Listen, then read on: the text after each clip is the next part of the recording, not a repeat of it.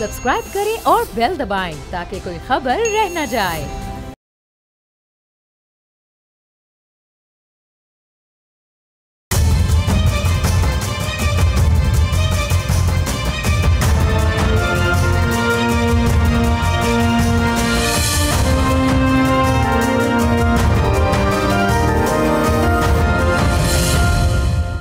अस्सलाम वालेकुम, आप देख रहे हैं बोल्ड रिपोर्ट्स और मैं हूं बतूल राजपूत। इसराइल और ईरान के दरमियान एक लिमिटेड स्केल मिसाइल वॉर पिछले एक हफ्ते से जारी है। ईरान की तरफ से इसराइल पर दिन रात हमले किए जा रहे हैं और वक्त गुजरने के साथ साथ ईरान ने काफ़ी हैरान किया, क्योंकि पहले सिर्फ एक ही रात में ईरान की top military leadership, top nuclear scientist neutralise हुए। ईरान की चंद बड़ी न्यूक्लियर साइट्स को टारगेट किया गया, लेकिन इसके बावजूद ईरान ने रेजिस्टेंस दिखाई। ईरान ने इसराइल पर जवाबी हमले किए और इसराइल की हाईली एडवांस्ड डिफेंस सिस्टम को तकरीबन इनफेक्टिव बना दिया। आज भी इसकी मिसाल हमने देखी। आज सुबह ईरान ने इसराइल पर मिसाइल अटैक किया। CNN के मुताबिक ईरानी मिसाइल ने इसराइल में मौजूद टेक्नोलॉजी पार्क के साथ एक जगह को टारगेट किया और दूसरे इंटरनेशनल प्लेयर्स भी इस कॉन्फ्लिक्ट में शामिल होते नजर आ रहे हैं। अमरीकी सदर डोनाल्ड ट्रंप ने गुज़िश्ता दिनों ईरानी सुप्रीम लीडर को कत्ल करने की धमकी भी दी थी। ईरान को गैर मशरूत तौर पर सरेंडर करने का कहा गया, लेकिन इसके बाद ईरानी सुप्रीम लीडर उनका बयान सामने आया। उन्होंने दो टूक अल्फाज में कहा कि ईरान किसी सूरत भी सरेंडर नहीं करेगा। डोनाल्ड ट्रंप की स्टेटमेंट्स को अमेरिका में इनकी अपनी जमात के लोगों की तरफ से भी क्रिटिसाइज़ किया गया है। बहुत से रिपब्लिकन्स ने कहा कि डोनाल्ड ट्रंप अब फैसला नहीं कर सकते कि अमेरिका इसराइल की जंग में शरीक होगा या नहीं, बल्कि इसके लिए कांग्रेस से मंजूरी लेना ज़रूरी है। इसके बाद अमेरिका में एक वाज़े पॉलिसी शिफ्ट नज़र आया। वाइट हाउस के प्रेस सेक्रेटरी ने कल रात एक प्रेस कॉन्फ्रेंस की और उन्होंने कहा कि अमेरिकी सदर डोनाल्ड ट्रंप आइंदा 2 हफ्तों में ईरान पर हमला करने की या ना करने का फैसला भी करेंगे। इस सारी सूरत हाल में इसराइल ने पूरी दुनिया के सामने ये पोर्ट्रे किया कि ईरान पर सिर्फ इस वजह से हमला किया गया ताकि वो न्यूक्लियर बम ना बना सके, लेकिन अमेरिका के अंदर से जिस तरह के बयानात आ रहे हैं, इसके बाद इसराइली बुरी तरह एक्सपोज हो गए हैं। कल रात वाइट हाउस की प्रेस सेक्रेटरी ने यह वाज़े किया कि ईरान कभी भी न्यूक्लियर हथियार बनाने के करीब नहीं था, जबकि कुछ ही दिन पहले अमेरिका की नेशनल इंटेलिजेंस की चीफ तुलसी गबार्ड ने यह भी स्टेटमेंट दी कि ईरानी सुप्रीम लीडर ने इस वक्त तक एटम बम बनाने की मंजूरी नहीं दी और अमेरिका भी इस बात से आगाह है। इंटरनेशनल एटॉमिक एनर्जी एजेंसी के चीफ ने भी CNN को दिए गए इंटरव्यू में कहा कि हमारे पास ऐसा कोई सबूत नहीं जिससे ये साबित हो कि ईरान एक न्यूक्लियर वेपन्स बनाने जा रहा है। अगर अमेरिका और इसराइल को ये मालूम था कि ईरान का न्यूक्लियर प्रोग्राम महफूज है और ईरान कोई न्यूक्लियर वेपन नहीं बना रहा, तो फिर ईरान पर हमला क्यों किया गया?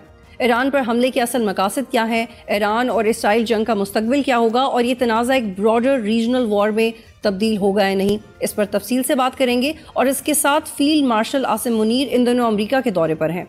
हाल ही में उनकी अमेरिकी सदर डोनाल्ड ट्रंप से मुलाकात भी हुई। ये मुलाकात कितनी अहम थी, क्या इम्पैक्ट होगा इस मुलाकात का, इंडिया में इस मुलाकात के हवाले से वावेला क्यों मचाया जा रहा है, इस सब पे बात करते हैं। प्रोग्राम में मुझे ज्वाइन करें असद हसन साहब, जो कि ब्रीफली कवर करते रहे सदर ट्रंप और फील्ड मार्शल आसिम मुनीर की मीटिंग को, और ये पाकिस्तान की एक डिप्लोमेटिक फ़तह है या नहीं, इस पर हम बात करेंगे।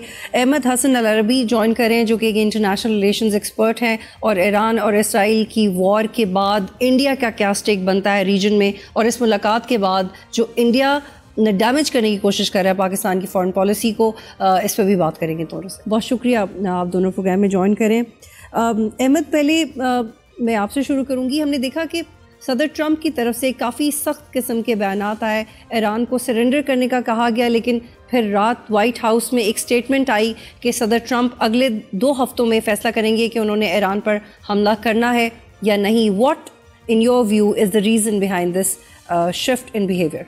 से जब आप फॉरेन पॉलिसी को डिस्कस करते हैं, स्पेशली ड्यूरिंग जंग के दौरान, जब जंग हो रही होती है ख़ित्ते में, रीजन में, जब आपके स्टेक्स ऑल टाइम हाई पे होते हैं, तो आपको स्टेटमेंट्स से ज़्यादा स्टेटमेंट्स के पीछे की स्टोरी को जानना बहुत ज़रूरी होता है। बिकॉज जंगें स्टेटमेंट्स के साथ नहीं लड़ी जाती, जंगें हथियारों के साथ लड़ी जाती हैं और उनके ऑन ग्राउंड कॉन्सिक्वेंसेस होते हैं। तो और स्टेटमेंट्स जो होती हैं, जो पब्लिक ऑफिसेस से आती हैं, वो जंग के दौरान इन्फो ऑप्स के लिए, साई ऑप्स के लिए ज़्यादा इस्तेमाल होती हैं। इसी वजह से जब प्रेसिडेंट डोनाल्ड ट्रंप की स्टेटमेंट्स आना शुरू हुई थी कि तेहरान को इवैक्यूएट कर दें और ये सारा कुछ, तो बहुत ज़्यादा पैनिक फैल गया था हर जगह पे कि अमेरिका इन्वेड करने वाला है।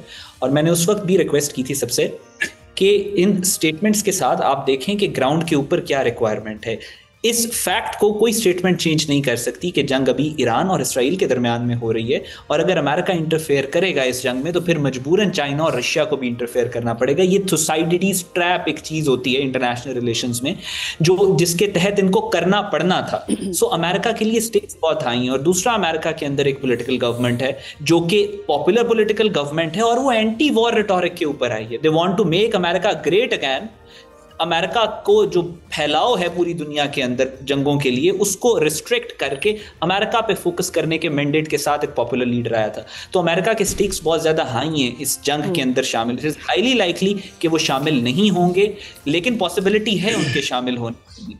ज़्यादा पॉसिबिलिटी इस बात की है कि वो रिफ्रेन और रिस्ट्रिक्ट करके अपने आप को काम करेंगे। सो वो जो स्टेटमेंट्स थी वो ज़्यादा इन्फो ऑफ सायोप्स था एज कम्पेयर टू जो रियल, जिसको आपको कहा जाता है कि जंग से पहले का ऐलान जंग जिसको कहते हैं।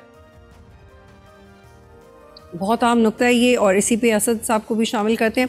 असद, व्हाइट हाउस में फील्ड मार्शल आसिम मुनीर और सदर ट्रंप की मुलाकात हुई। आप इस पूरे इवेंट को ब्रीफली देख रहे थे, अब चूंकि काफ़ी चीज़ें क्लियर भी हो गई हैं, इस हवाले से आपके पास क्या इन्फॉर्मेशन है और आपको क्या लगता है कि किन अहम इशूज़ पे बात हुई है? बहुत ऑफ कोर्स इम्पोर्टेंट ये मुलाकात थी। इनफैक्ट आप ये देखेंगे अमरीकी सदर की जानिब से किसी भी पाकिस्तान के जो आर्मी चीफ हैं, बराह रास्त जब तक कि उनके पास कोई सिविलियन ओहदा नहीं हो, तो ये पहली मुलाकात थी। बहुत वार्म एक तरह से वेलकम था और उनके लिए जो जेस्चर दिया गया, उनके लिए ये कहा गया कि हमें ऑनर है मेरे लिए। ये गैर मामूली बातें हैं, लेकिन साथ साथ हमें ये भी जरूर कहना है कि प्रेसिडेंट डोनाल्ड ट्रंप, उन बारे में ये कहा जाता है कि वो एक अनट्रेडिशनल पॉलिटिशियन हैं, लीडर हैं, और वो बहुत ज़्यादा जो प्रोटोकॉल्स होते हैं वो उनका ख्याल नहीं रखते हैं। पिछले टर्म में उन्होंने नॉर्थ कोरिया के जो प्रेसिडेंट हैं, जिनके बारे में अमेरिका ने एक डिस्टेंस पता और एक असर्ट पॉलिसी थी, वो जाके उन्होंने उनको एंगेज किया, उनके साथ बात की, उनसे मुलाकात कर ली। ईरान के बारे में भी ये कहते रहे, तो इसलिए वो उनका इस तरह के जो रिमार्क्स हैं ऑफ कोर्स पाकिस्तान के लिए और फील्ड मार्शल के लिए बहुत गैर मामूली हैसियत के हामिल हैं। बाकी जो एजेंडा था, अब ISPR ने भी उस पर बात की है इस वक्त, लेकिन जो इंडिपेंडेंट पॉलिटिकल्स हैं उनका ख्याल है कि रात को भी by the way field marshal ने यहाँ पे वाशिंगटन के अंदर एम्बेसी के अंदर मुख्तलिफ जो थिंक टैंक्स के लोग हैं उनके साथ बात की, इंटेलिजेंशिया के लोगों के साथ बात की। अगेन वो जो रीजनल कॉन्फ्लिक्ट हैं उसमें पाकिस्तान की सिचुएशन, पाकिस्तान की पोजीशन, उसको वाजे किया है। लेकिन अगरचे बायलिटरल तौर पे ये कहा गया कि ट्रेड होगी, ये भी कहा गया कि जनरल जो हैं वो ये चाहते हैं कि अमेरिका के साथ इंगेज किया जाए मिनरल्स के रेफरेंस में, लेकिन जो रीजन के अंदर सिचुएशन है, ना सिर्फ आपके बॉर्डर के पार यानी ईरान में, बल्कि मशरिक वुस्ता में जो हालात पिछले आज से नहीं, आई वुड से कि प्रेसिडेंट ट्रंप की पिछली टेन्योर से चल रहे हैं, अब्राहम अकॉर्ड से चल रहे हैं, उस रेफरेंस से बहुत अहमियत इख्तियार कर गए हैं। यहाँ पे ख्याल ये भी किया जा रहा है, पाकिस्तान ने एक अपनी न्यूट्रल पोजीशन रखी है कि हमारी जो इज़हार यकजहती ईरान के साथ किया है, लेकिन साथ साथ ये भी कहा है कि हम प्रेसिडेंट ट्रंप के जो इनिशिएटिव है पीस इनिशिएटिव अभी हमें नज़र नहीं आता, अगरचे वो कह रहे हैं कि अभी ईरान के पास वक्त है कि वो मुज़ाकरात की मेज़ पे आ जाए, लेकिन 2 हफ्ते उन्होंने बड़े क्लैरिटी से कहा है कि हम शायद इसका हिस्सा बन सकते हैं, नहीं बन सकते हैं। और 2 हफ्ते इसलिए भी कहा है कि 2 हफ्ते एक इनकी इंटेलिजेंस रिपोर्ट्स उनको आ रही हैं या जिसका वो जिक्र कर रही हैं कि 2 हफ्ते के अंदर अंदर शायद ईरान अपने जो न्यूक्लियर उसकी जो पावर है उसको वो बाकायदा तौर पे एस्टेब्लिश कर सकता है, न्यूक्लियर वेपन बना सकता है। सो ये भी कहा जा रहा है कि पाकिस्तान का जो किरदार है, अगर वो करंट कॉन्फ्लिक्ट में डायरेक्ट नहीं है, बिल्कुल असद, ये आपने बहुत अहम नुक्ता रेज किया और मैं इसी पे आने वाली थी। आप अपने पैनलिस्ट के पास जाइएगा कि पोस्ट कॉन्फ्लिक्ट पाकिस्तान का रोल वहां पे अहम हो सकता है। अगेन ये एनालिसिस है, गलत हो सकता है। पोस्ट कॉन्फ्लिक्ट किस तरह का रोल हो सकता है कि हो सकता है कि कोई पीस फोर्स वहां पे बनानी हो, अमन फौज वहां पे जानी हो, उसमें पाकिस्तान का कोई किरदार हो, कोई न्यूट्रल आर्मी वहां पे चाहिए हो, उसमें पाकिस्तान का किरदार हो, वहां पे अगर कोई फ्यूचर सेटअप बनता है, आई डोंट नो ईरान कितनी देर एग्जिस्ट कर सकता है इस तरह की पावर के खिलाफ, और खास तौर पे जब अमेरिका की ताकत उसमें शामिल हो जाए। सो पोस्ट ईरान कॉन्फ्लिक्ट और आगे चल के मुझे ये लग रहा है कि उस रीजन के अंदर अमेरिका के नुक्ता नज़र से जो पीस और वो कामनेस लानी है, उसका ताल्लुक अब्राहम अकॉर्ड से है। वो देखना होगा कि पाकिस्तान उसमें क्या फैसला करता है, सऊदी अरेबिया के साथ जाता है, क्या करता है। असद, ये तो आपने क्लियर कर दिया है कि इसलिए ये 2 हफ्ते की टाइमलाइन दे रहे हैं क्योंकि वो कुछ इंटेलिजेंस रिपोर्ट्स का वेट कर रहे हैं। और कल एक सहाफ़ी ने भी जब ट्रंप की नुमाइंदा से पूछा कि 2 हफ्ते, वो आमतौर पे डेडलाइन देते रहते हैं पर वो कुछ करते नहीं है, और वो थोड़ा मज़ाक़ा ख़ेज़ भी था जिस तरह से उन्होंने बात की, लेकिन उनको जवाब ये मिला कि इस दफ़ा वो बड़ा सीरियसली देख रहे हैं कि 2 हफ्ते में वो क्या होगा, लेकिन आपने उसका जवाब दिया। लेकिन इस वक्त मैं आपसे ये पूछना चाह रही हूँ कि ये जो बिहेवियर चेंज हुआ अमेरिकन गवर्नमेंट का, ये इस मुलाकात के बाद हुआ, क्या ये इसका इन्फ्लुएंस है? ये क्लियर कीजिएगा ईरान के हवाले से। मैं बतौर ये बताऊं कि अमेरिका जो है वो हमेशा पाकिस्तान के अंदर अब एम्बेसडर से बात कर लें, फॉर्मर एम्बेसडर से बात कर लें, इवन जनरल से बात कर लें जो रिटायर्ड जनरल्स हैं, ये एस्टैब्लिश फैक्ट है कि अमेरिका अपने मफाद देखता है। अमेरिका जमहूरियत भी नहीं देखता कि पाकिस्तान के अंदर जमहूरियत है या नहीं है। मैं कहता हूँ कि ज़्यादा दूर ना जाएं, जनरल ज़िया के 11 साल उसमें अफगान और सोवियत वॉर थी तो अफगानिस्तान के साथ खड़े थे। जनरल ज़िया और जनरल ज़िया के साथ खड़ा था अमेरिका। उसके बाद जनरल मुशर्रफ ने मॉडरेट पाकिस्तान और लिबरल पाकिस्तान का स्लोगन इस्तेमाल किया और 9/11 शुरू हो गया। पहले सैंक्शन हुई और उसके बाद वो पूरे 8-9 साल अमेरिका ने कम्प्लीटली जो है वो सपोर्ट किया जनरल मुशर्रफ को। अभी उस रीजन के अंदर जो इंटरेस्ट और स्टेक्स हैं अमेरिका के वो बहुत बड़े हैं। अपेरेंटली तो हमें इस वक्त मिडल ईस्ट और ये ईरान की सिचुएशन लग रही है, लेकिन मेरे ख्याल में ज़ाती मैं ये कहूँगा कि हम कोई बहुत अथॉरिटी से नहीं कह सकते, मेरे ख्याल में इसके बाद भी जो बड़ी सिचुएशन है वो चाइना की है और पाकिस्तान को एक बड़ी फैसला कुन पोजीशन में ला खड़ा किया गया होगा कि अब आपको क्रिटिकल रोल प्ले करना है। हमने इंडिया पाकिस्तान की करंट वॉर में आप देखा कि अमरीका न्यूट्रल रहा है। बिल्कुल असद साहब, चाइना की रीसेंट स्टेटमेंट तो I, I please hold you here, I hold you here जी। अहमद साहब, रॉयटर्स की एक अहम रिपोर्ट है जिसमें ये कहा गया है कि अगर ईरान में रजीम चेंज होती है तो इसके पाकिस्तान पर ज़्यादा बुरे असरात होंगे, जैशुल अदल और दीगर जहादी ग्रुप्स मज़ीद मजबूत होंगे। आप इस बारे में क्या सोचते हैं? जी देखें, अभी सारे हाइपोथेसिस हैं। ईरान में रजीम चेंज कराना एक तो पहले इतना सिंपल है नहीं, और ये सारे हाइपोथेसिस के ऊपर बात चल रही है। इसमें कोई डाउट नहीं है कि इसराइल ने जो ऑपरेशन लॉन्च किया राइजिंग लाइन, वो उनका मकसद यही था कि उन्होंने रजीम चेंज कराना है। मुझे ऐसा लगता है बाकी सारी चीज़ें आई वॉश है, हॉग वॉश है, और असल मकसद उनका रजीम चेंज कराना है। 1984 में जो ऑडिट यीनॉन का यीनॉन प्लान इन्होंने लिखा था, जिसमें इन्होंने कहा था कि जो फॉरेन पॉलिसी का हिस्सा है इसराइल की, उसमें भी इन्होंने यही जिक्र किया था कि हमने रजीम चेंज पूरे मिडल ईस्ट के अंदर अपनी प्रो इसराइल गवर्नमेंट्स लेके आनी है। लेकिन ईरान के अंदर जिस पपेट को ये लॉन्च करना चाह रहे हैं रज़ा पहलवी, उसके एम्बलम पे, उसका जो फ्लैग है उसका एम्बलम है, एक लाइन का निशान है। उसी कॉन्टेक्स्ट में इन्होंने ऑपरेशन राइजिंग लाइन रखा है। लेकिन रजीम चेंज होने के बाद क्या असरात होंगे खित्ते में, वो डिपेंड करता है कि रजीम, इस रजीम के मुकाबले पे कौन सी रजीम आएगी। पहला सवाल तो ये, क्या इसराइल कामयाब होगा रजीम चेंज करने में या नहीं। इस बात के ऊपर इवन फ्रेंच जो गवर्नमेंट है उसका बड़ा सॉलिड बयान है कि रजीम चेंज करना ईरान में इतना आसान नहीं है, उसके कॉन्सिक्वेंसेस दूर रस हो सकते हैं। और अगर कामयाब हो जाते हैं ये रजीम चेंज करने में, तो फिर डिपेंड करता है कि रजीम कौन सी है, और वो रजीम फिर डिसाइड करेगी कि पाकिस्तान के लिए वो बेनिफिशियल है, पाकिस्तान के लिए बेनिफिशियल नहीं है, क्या है क्या नहीं है। तो बहुत सारे हाइपोथेटिकल सवाल हैं। आमतौर पे आजकल जो रिपोर्टिंग हो रही है, मैं वही आपसे अर्ज कर रहा हूँ कि वो इस वजह से उस हर रिपोर्टिंग का एक कोई ना कोई बेस बना दिया जाता है कि पाकिस्तान को या किसी और मुल्क को कोई ना कोई साइड लेनी पड़े, या कोई ना कोई अमेरिका के साथ हो, कोई इसराइल के साथ हो, कोई ईरान के साथ हो। वो रिपोर्टिंग भी जो इंफॉर्मेशन वॉरफेयर है उसके तहत हो रही है, अनबाइस्ड रिपोर्टिंग नहीं हो रही। जो रजीम वाला आपने सवाल किया। अच्छा, अहमद साहब ये बताइएगा कि बिल्कुल ये, लेकिन हम जो देखते रहे हैं कि ग्रेटर इसराइल का नक्शा भी शेयर होता है, फिर बीजेपी आरएसएस भी अखंड भारत की बात करते हैं, ज़ोनिज़्म और हिंदुत्व में कॉमनैलिटीज़ तो हमने विटनेस की है, लेकिन जो पॉलिटिकल ट्रैजेक्टरीज हैं ये दोनों जिस तरह से काम कर रहे हैं, ये आपको लगता है कि ये दोनों एक ही मकसद के लिए काम कर रहे हैं? सेम फुटप्रिंट है।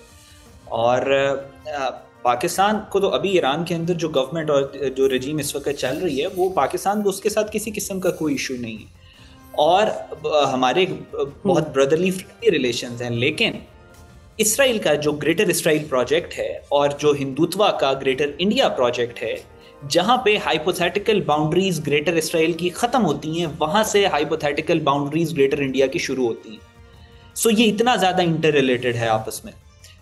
मैं पॉइंट आउट कराऊंगा, जो डेविड बिन गुरियन पहले इसराइल के जो प्राइम मिनिस्टर थे, उसकी स्टेटमेंट 1967 के जूइश क्रॉनिकल में छपी थी, जिसमें उसने कहा था कि हमें पाकिस्तान से अरबों से ज़्यादा खतरा है, और पाकिस्तान के बॉर्डर पे इंडिया मौजूद है। हमने इंडिया को यूज़ करना है कोवर्टली और ओवर्टली पाकिस्तान को खुदा न खास्ता डिस्ट्रॉय करने के लिए।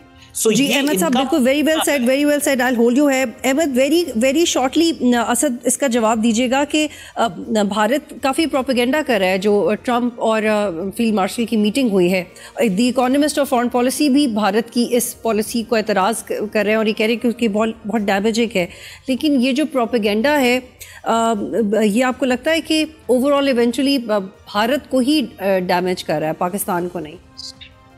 देखिए, आपने जो खुद लफ्ज इस्तेमाल किया है प्रोपेगेंडा, तो प्रोपेगेंडा का क्या जवाब दिया जाए। अभी जो रिसेंट इंडिया पाकिस्तान कॉन्फ्लिक्ट था, बल्कि फुल स्केल वॉर थी एरियल हमारी स्पेसेस के अंदर, तो उस नौइयत की जो कवरेज थी या जिस नौइयत के वहाँ पे आर्ग्यूमेंट दिए गए हैं, सो उस पर तो कमेंट करना बनता नहीं। यही वजह है कि उसको इतना सीरियस नहीं लिया जा रहा। लेकिन यस, दिल्ली जो है वो अनकंफर्टेबल है। उनकी जो मैं सिर्फ लीडरशिप के स्टेटमेंट्स को एनालाइज कर सकता हूँ या देख सकता हूँ अपने सामने, सो वो अनकंफर्टेबल हैं। और मैंने शायद वो पिछले एक प्रोग्राम में किसी में यही कहा था कि ऑफ कोर्स फील्ड मार्शल का जो एक वार्म वेलकम है और जो फ्यूचर एंगेजमेंट्स हैं, तो इंडिया अपने आप को अनकंफर्टेबल जरूर समझ रहा होगा। और इसमें इसकी आर्म ट्विस्टिंग कह लें या थोड़ी सी प्रेशर टैक्टिक्स कह लें, वो भी इसका हिस्सा है कि अगर आप कंटेन चाइना पॉलिसी में आगे नहीं बढ़ते हैं तो फिर पाकिस्तान एक न्यूक्लियर पावर भी है जिसने अपनी मिलिट्री प्रोफेशनलिज्म वो भी शो किया है। सो फिर और इसको हम वाज़ेह तौर पे एक डिप्लोमेटिक फतह पाकिस्तान की करार दे सकते हैं। बहुत शुक्रिया असद हसन साहब और अहमद अल-अरबी मुझे ऑन कर रहे थे। यहाँ पे एक ब्रेक लेते हैं, फिर वापस आएंगे।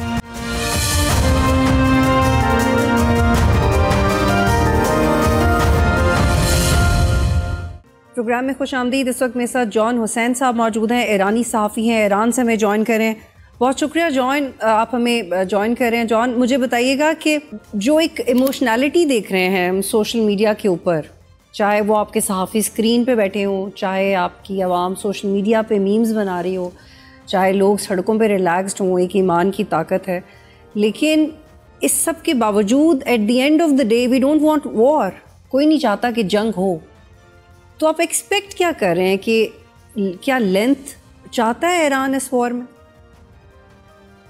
जी सलाम, thank you for having me. I don't think कोई भी मुल्क जंग जो है वो चाहता है कि उसके ऊपर हो, और ईरान भी आई थिंक इसी सिचुएशन में है कि they don't want war, but if war comes to them then they are not afraid to respond. That is what I have gauged from the audience here, from people here, from various academics here.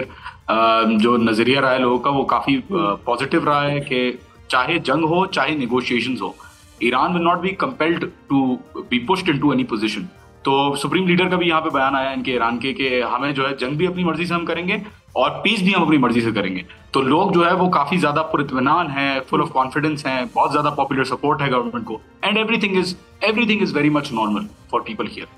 भाई इसके diplomatic angle पे हम आएंगे, लेकिन फ़िलहाल ये बताइएगा कि वहाँ पे हो क्या रहा है जॉन, क्योंकि पहले जो बैलिस्टिक मिसाइल दागे गए ईरान की तरफ से, इससे पहले भी 1-1.5 साल पहले जो 100 मिसाइल्स दागे थे, जो 7 अक्टूबर तक का अटैक था उसके बाद, लेकिन जो आहिस्ता आहिस्ता ईरान अपनी जंगी ताकत को प्रूव कर रहा है, सुपरसोनिक मिसाइल्स इस्तेमाल हो रहे हैं और बड़ी स्पेसिफिक जगहों पे टारगेट किया जा रहा है। इस तरह की खबरें आ रही हैं कि इजराइल में उनकी इंटेलिजेंस एजेंसीज के हेडक्वार्टर्स तक को, उनके अहम साइंसी लैब्स तक को हिट किया गया है। तो इसमें मज़ीद आप देख रहे हैं, ये बढ़ावा देख रहे हैं, मज़ीद अब टेक्नोलॉजी का शो करेगा ईरान, या इसको कैलकुलेटेडली आहिस्ता आहिस्ता आगे बढ़ाएगा? देखें, I think Iran is giving a very calculated response. जैसे कि आपने करेक्टली कहा, अक्टूबर 7 में मिसाइल्स थी लेकिन कुछ खास नजर नहीं आया, और लोगों का भी यही कहना था कि यार शायद ईरान के पास कोई कैपेबिलिटी नहीं है इस तरीके की। बट ड्यूरिंग द वॉर, अब मैं आपको सिचुएशन से आगाह कर दूं, पहले कुछ दिनों में इजराइल की जो ड्रोन अटैक्स थे, आई वुडंट से स्ट्राइक्स क्योंकि प्रोजेक्टाइल्स मैंने खुद आते हुए नहीं देखे, बट जो ड्रोन अटैक्स थे उनकी इंटेंसिटी काफी ज्यादा थी। हाउएवर कल से लेकर अब तक बहुत ज्यादा सुकून है। इनफैक्ट कल रात को भी सुकून था, पिछली वाली रात को भी सुकून था। एंड आई थिंक इसकी वजह यह है कि जैसा कि आपने बिल्कुल सही कहा, Iran is giving a very calculated response, और वो आहिस्ता आहिस्ता अपनी जो मिलिट्री कैपेबिलिटी है उसको डेमोन्स्ट्रेट कर रहे हैं, जो अपनी मिसाइल टेक्नोलॉजी है उसको डेमोन्स्ट्रेट कर रहे हैं। 2 दिन पहले मैंने खुद ईरान की जो मिसाइल नई लॉन्च की थी वो खुद अपनी आंखों से देखी, और it is nothing that I have ever seen before.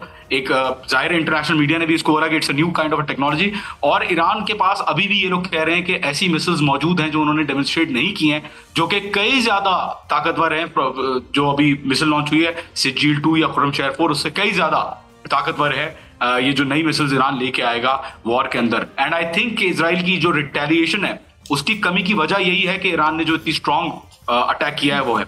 Secondly, on the other hand, हमें ये भी देखना है कि इजराइल के अंदर क्या डैमेज हुआ है। बीर शिबा में आज ईरान ने अटैक किया है, माइक्रोसॉफ्ट का जो ऑफिस है वो डैमेज हुआ है प्रिसाइज स्ट्राइक में। कल भी जो इनका आईडीएफ का हेडक्वार्टर्स है उसके ऊपर स्ट्राइक हुई थी, साइबर टेक्नोलॉजी पार्क उसके ऊपर स्ट्राइक हुई थी, एंड इजराइल की जो स्टॉक एक्सचेंज है उसके ऊपर ईरान ने हिट किया था, and it was a very precise strike according to what I am seeing and according to what I am hearing. तो ईरान की जो आहिस्ता आहिस्ता अपनी जो असलियत है, सलाहियतें हैं जो। अच्छा जॉन, ये बताइएगा कि ये आपने इजराइल का डैमेज तो बताया और इजराइल ने खुद अपने आप को इस नहज तक पहुंचाया है, लेकिन ईरान में जो डैमेज हुआ है उस हवाले से भी आगाह कीजिएगा। जी, ईरान में डैमेज हुआ है, रेजिडेंशियल बिल्डिंग्स को हिट किया जहां पे इनके मिलिट्री कमांडर्स और साइंटिस्ट और एकेडमिक्स जो रह रहे थे उनको हिट किया है। IRIB की बिल्डिंग को हिट किया है। रेड क्रिसेंट सोसाइटी के जो हेड है यहाँ पे ईरान में, उन्होंने भी बताया कि उनकी बिल्डिंग को हिट किया है। At the same time various hospitals have come under damage as well. तो यहाँ पे भी डैमेज हुआ है, लेकिन ये डैमेज ईरानी अवाम से जब मैं पूछता हूँ कि ये डैमेज कैसा है और आपको क्या रिस्पॉन्स आप देना चाहेंगे इस पे, तो वो कहते हैं कि ये कुछ भी नहीं है। बेसिकली उन्होंने जंग देखी हुई है, वो कहते हैं कि उन्होंने ईरान इराक वॉर में जो म्यूनिशंस इस्तेमाल की सद्दाम ने, जो नर्व गैस इस्तेमाल की, और पूरा वेस्ट का सपोर्ट सद्दाम के साथ था, रशिया का सपोर्ट सद्दाम के साथ था।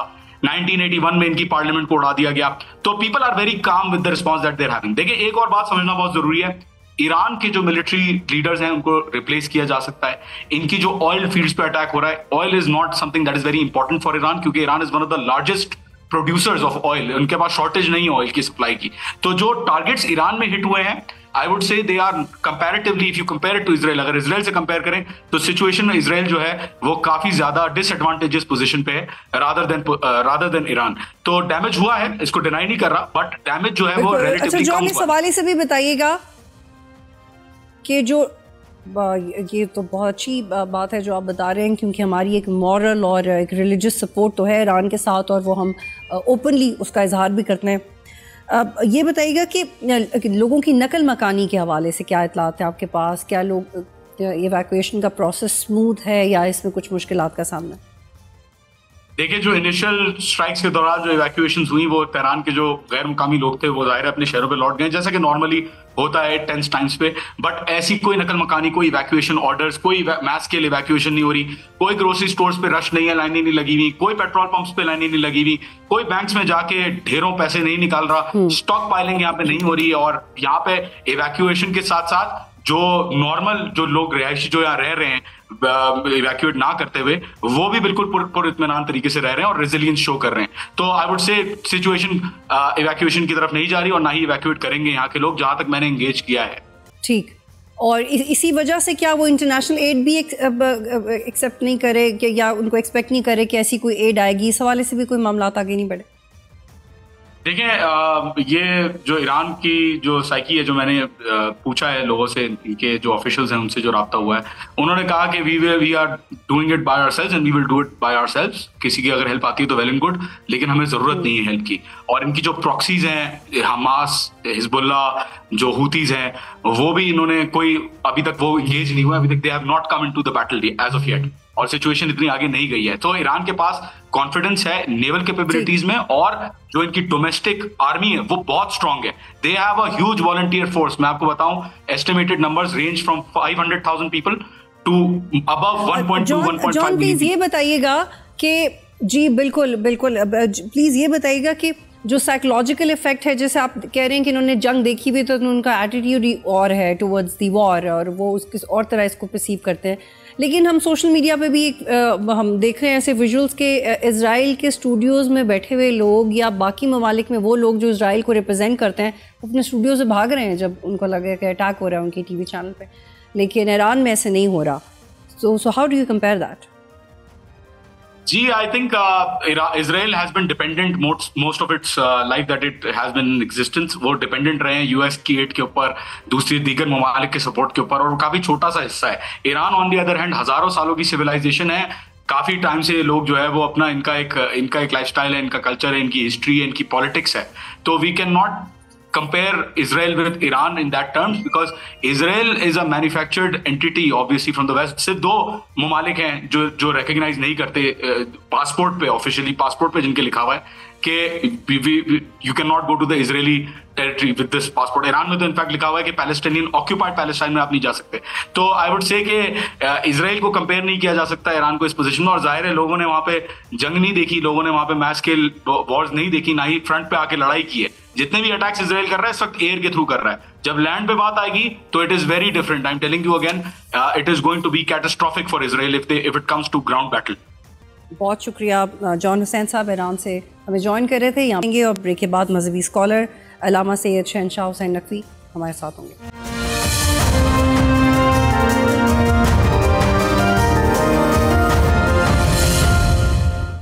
इस वक्त हमें ज्वाइन कर रहे हैं अल्लामा सैयद शहनशाह हुसैन नकवी, मजहबी स्कॉलर हैं। इनसे बात करेंगे इस जंग के मजहबी एंगल पे भी और एक मुसलमान की हैसियत से इस जंग का हम क्या मुस्तकबिल देख रहे हैं और जिस उम्मत मुस्लिमा के इत्तेहाद को हम एक्सपेक्ट कर रहे हैं क्या वो हमें मिलेगा या नहीं। असर इसराइल और ईरान के दरमियान तनाज़ा कोई 1-2 साल से तो नहीं चल रहा, बल्कि हम देख रहे हैं कि 1979 के इनकलाब के बाद ईरान में एक ये साइकोलॉजिकल इफ़ेक्ट भी इसका सामने आया। कभी ईरान में दहशतगर्दी की सूरत में, कभी इंसर्जेंसी की सूरत में ये सब जारी रहा। ये जो जंग ईरान पे मुसल्लत की गई है, आपके नज़दीक इसकी असल वजह क्या है? देखिए, ये जो मसला है बहुत वाज़ेह है।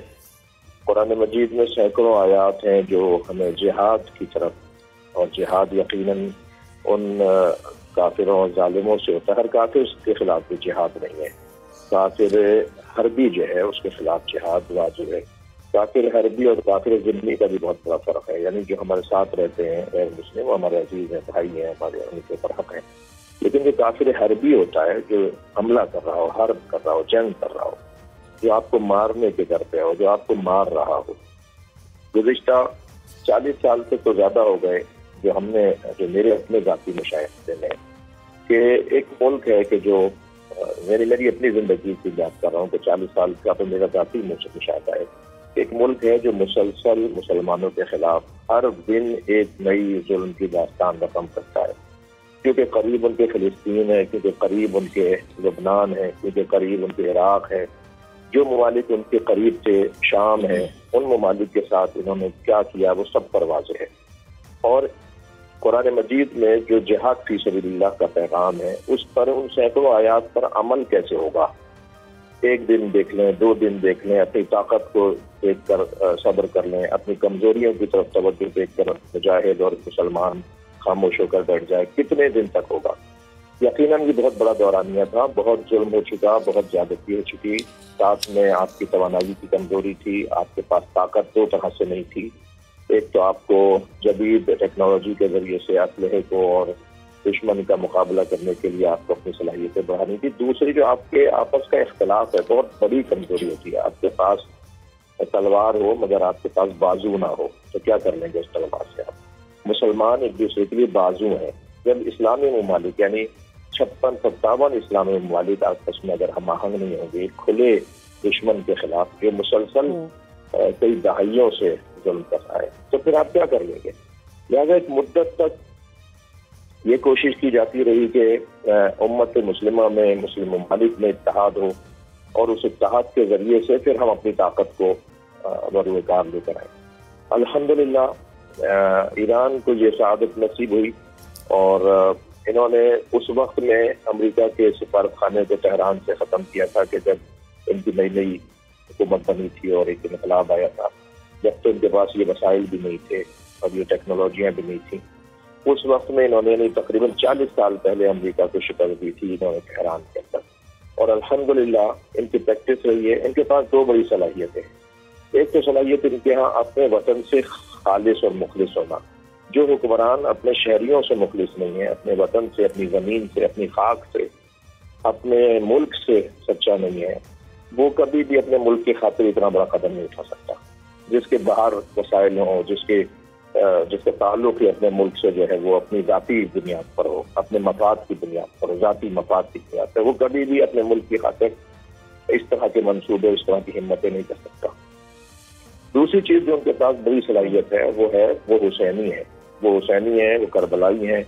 वो ये मौला अली अलैहिस्सलाम के उस हुक्म को अपनी हुकूमत का अव्वलीन बुनियादी एजेंडा और उसूल करार देते हैं, जिसमें हजरत ने फरमाया कून आलिदाल कसमा वलिल मज़लूम होना।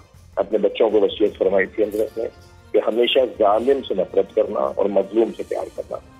बिल्कुल अलामा साहब, ये तो मजहबी तौर पे जो हमारी तालीमात हैं और जो बनी इसराइल की जो हिस्ट्री रही है, फ्रैंकली क्योंकि मैं तो ख़ुद एज अ जर्नलिस्ट जब इसके ऊपर बात करती हूँ तो मैं जो हमारी इस्लाम की हिस्ट्री है उसको समझे बगैर आप इस पैराए में कि प्रेजेंटली क्या हो रहा है उसको समझ ही नहीं सकते कि क्यों यहूद कभी हमारे दोस्त नहीं हो सकते, वो क्या असल रीज़न्स हैं और क्यों हमें जिहाद का हुक्म दिया गया। मेरा अगला सवाल आपके लिए कि ईरान का न्यूक्लियर प्रोग्राम दहाइयों से जारी है, लेकिन अब इसे बुनियाद बना के ईरान पे हमला किया गया। वजह सिर्फ ईरान का न्यूक्लियर प्रोग्राम है या फिर इसराइल और अमेरिका के लिए असल मसला ईरान में मौजूद लीडरशिप है? क्योंकि जिस तरह लोगों को चुन चुन के टारगेट करके मार रहे हैं, वो तो एक सफाया करना चाह रहे हैं कि चाहे मिलिट्री लीडरशिप है, चाहे एजुकेशन में है, चाहे साइंस में है, चाहे फौज में है, सबको मार दें। देखिए, न्यूक्लियर और तवानाइयाँ और ताकतें और टेक्नोलॉजी, अगर मतलब चाकू अगर किसी दीवाने के हाथ में होगा तो वो तो उस चाकू से तो नुकसान होगा ना। असल तो किसके हाथ में वो टेक्नोलॉजी आ रही है, किसके हाथ में वो इतनी सलाहियत आ रही है। असल तो वो हाथ नागवार हैं, वो रजीम नागवार है, वो चेहरे बुरे लग रहे हैं कि जिनके हाथ में ये सलाहियत आ रही है। वरना तो पता नहीं कितने ममालिक के पास ये सलाहियतें होंगी, बल्कि उनको दिफा करते हैं जो उनके मफाद में ममालिक हैं, जो उनके कहने में ममालिक हैं, चाहे उनके पास तो कितने ही बड़ी बड़े असलहे और सलाहियतें हों, वो कुछ भी नहीं हो पाएगा क्योंकि वो असली हाथ तो उनके हाथ में है, असली अफराद तो उनके हाथ में है दुश्मन के, अमेरिका और इसराइल के। तो असल तो वो टेक्नोलॉजी उसे क्या करना है, उसका क्या उस पर क्या चार डालना है उसका। असल तो वो लोग हैं कि जो उस सलाहियत से अपना दिफा कर सकते हैं, अपनी खुददारी, अपनी जलालत को साबित कर सकते हैं। असल तो वो अफराद में बुरे लग रहे हैं। सच्ची बात है, सीधी बात है। ये रिजीम चेंज करने का, और अब तो रिजीम उधर चेंज होने जा रहा है अल्हम्दुलिल्लाह। इंशाअल्लाह मेरा अपना ख्याल ये है और मुशाहिदा ये है और अब मुसलसल देख रहे हैं कि अब नेतन्याहू का रिजीम चेंज होने जा रहा है, यानी इसराइल की रिजीम चेंज होने जा रही है, अब अमरीका की रिजीम चेंज होने जा रही है। इन्होंने जाल डाला था, इन्होंने चाल चली थी, तो अल्लाह का भी तो कोई इरादा है ना, अल्लाह भी तो कोई मंसूबे रखता है। तो बिल्कुल मौलाना साहब, बिल्कुल। और बीइंग मुस्लिम हम इस पे ईमान। मौलाना साहब एक सवाल ले लीजिए कि ईरानी मिलिट्री लीडरशिप कह रही है कि अभी हमने अपनी सलाहियत का 5% भी इस्तेमाल नहीं किया। उन्होंने कहा कि हम तय करेंगे कि ये जंग कब ख़त्म होगी, हम ये तय करेंगे। आप इस जंग का मुस्तकबिल क्या देख रहे हैं? क्या ये वही आखिरी मार्का है जिसका पहले हिस्ट्री में बताया भी गया है, या ये एक वक्ती लड़ाई है और एक स्ट्रॉन्ग मैसेज के साथ ईरान ये लड़ाई ख़त्म कर देगा? मेरा तो बहुत ही वाज़ेह और बहुत ही मुझे अपने पर वो है कि ये वो आखिरी जंग है। ये इंशाअल्लाह इसराइल सतह हस्ती से मिटेगा।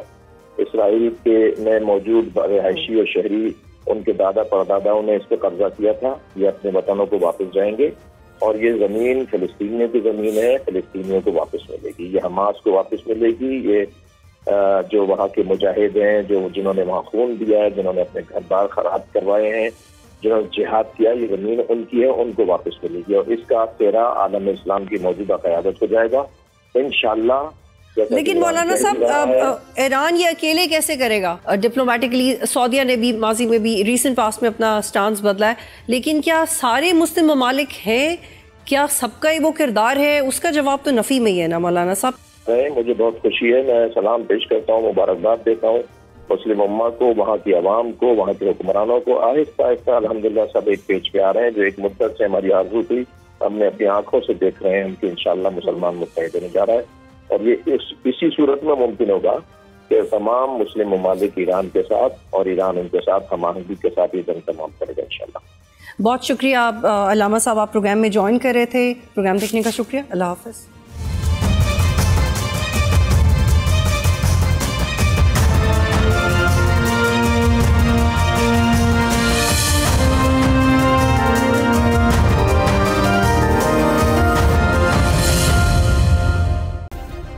सब्सक्राइब करें और बेल दबाएं ताकि कोई खबर रह न जाए।